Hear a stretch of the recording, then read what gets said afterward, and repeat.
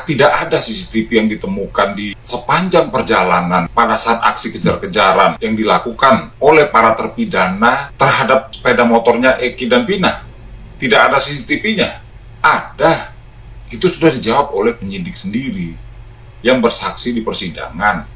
Tapi penyidik yang bersaksi di persidangan ini mengatakan dia tidak berhasil membuka CCTV tersebut. Waduh, anak TK saja bisa membuka CCTV, masa polisi yang berpangkat tidak bisa membuka CCTV? Nah, kalau memang CCTV tersebut tidak bisa dibuka, kenapa nggak dikirimkan ke Polda Jawa Barat? Atau ke Mabes Polri sekalian? Atau ke pabriknya? Ini adalah alasan klasik, di mana yang terjadi sebenarnya tidak ada kejar-kejaran. Kejar-kejaran itu hanyalah hoaks, berita bohong, bahwa pelaku itu yang sekarang sudah terpidana itu adalah proses tukar kepala dari para pelaku yang sebetulnya orang lain. Lantas di mana kejadian yang sebenarnya? Tentu saja jika kita berpikir agak cermat sedikit, pastilah kejadian penganiayaan, pemerkosaan, dan pembunuhan tersebut di lokasi itu tidak ditemukan CCTV.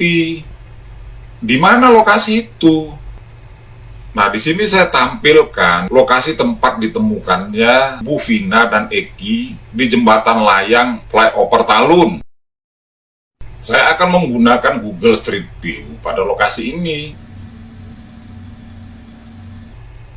Saya akan ganti ke tanggal atau bulan yang mendekati. Di sini adalah November 2017. Yang paling mendekati peristiwa itu, di mana peristiwa tersebut berlangsung tanggal 27 Agustus 2016. Artinya, jika bulan November 2017 saja tidak ada CCTV-nya, apalagi pada saat kejadian tersebut. Nah, inilah tiang listrik, tiang penerangan jalan umum tempat kejadian tersebut. Tidak ditemukan CCTV.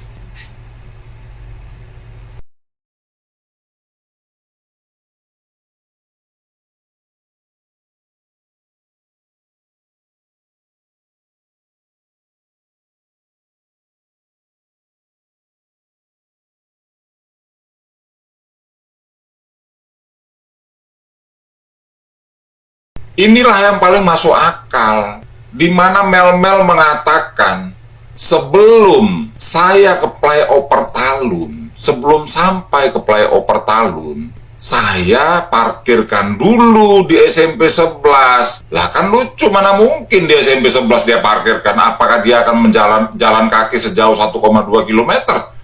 Disinilah dia parkirkan sepeda motornya Mel. Dan dia melihat peristiwa tersebut secara jelas. Itu yang saya maksud. Mel ini berbohong, menutupi lokasi yang sebenarnya.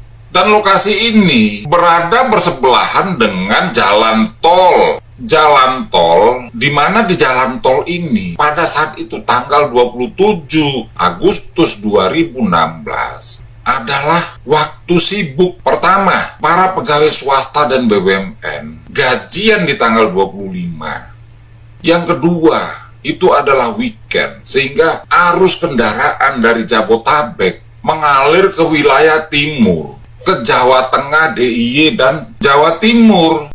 Jadi suasana di tol tersebut begitu bisingnya. Belum lagi jalanan basah karena hujan yang menyebabkan suara ban mobil begitu bising dan berisik. Dimana dengan kondisi biasa saja jarak antara lokasi ini ke kompleks sebelahnya begitu jauh, kemudian ke salah satu rumah yang hanya satu saja di pinggir tol ini, tidak mungkin suara di situ bisa sampai karena di rumah ini sudah sangat berisik suaranya akibat dari pergerakan kendaraan di jalan tol tersebut. Artinya kan korban itu bukannya tunawicara, tidak bisa bicara, bukan bisu, kedua-duanya pasti mereka berteriak-teriak toh. Seperti halnya apa yang terjadi di peristiwa penembakan Brigadir Yosua, di mana dia ditembak pada saat berbarengan dengan diledakkannya petasan, sehingga suara tembakan tersamarkan oleh suara petasan. Begitupun di sini, suara teriakan-teriakan daripada korban maupun teriakan-teriakan kemarahan daripada orang yang mengeksekusi korban tercover, tersamarkan oleh suara lalu lalang kendaraan, baik yang ke arah timur, ke arah Jawa Tengah dan Jawa Timur, maupun yang ke arah barat. Sehingga suara-suara tangisan rintihan korban tidak bisa didengar oleh masyarakat, jauhnya minta ampun.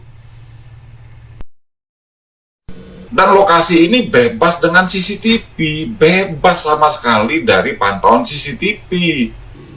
Di mana pada saat itu pun dikatakan para saksi mata di sekitar kejadian maupun di jalan-jalan yang mestinya dilewati oleh rombongan pengejar, mereka menyaksikan bahwa suasana jalan pada saat itu sangat sepi. Lah kok terjadi kejar-kejaran? Nah kalau tidak terjadi kejar-kejaran, lantas di mana korban Eki dan Vina dieksekusi? Jadi saya menyimpulkan, inilah lokasi yang paling ideal, untuk menghabisi korban Eki dan Vina. Dan jika kita melihat kejadian ini dibandingkan dengan kesurupan daripada Linda, apa yang dikatakan Linda dalam kesurupan tersebut mendekati. Bukan berarti benar kesurupan si Linda tersebut. Bisa jadi Linda adalah bagian daripada orang yang menyaksikan Vina diperkosa, Eki dianiaya. Di dalam kesurupan tersebut, Linda mengatakan bukan diseret, tapi dipukul ke sepeda motor. Nah, kita melihat ada luka memar di pipinya Vina.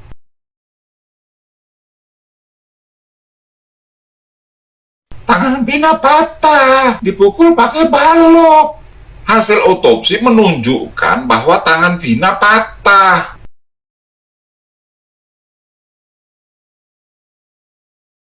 Terus Vina dibenturin ke aspal, kepala Vina dibenturin ke aspal. Lokasi ini dekat dengan TKP yang adalah aspal. Dan korban, baik Vina maupun Eki, tewas karena patah tengkorak dasar. Ini hasil visum yang dilakukan oleh dokter. Kepala Vina dipukul pakai balok. Pernyataan daripada Linda ini sesuai dengan hasil otopsi bahwa tulang tengkorak atas dari korban patah. Artinya kepala bagian atas korban dipukul pakai balok.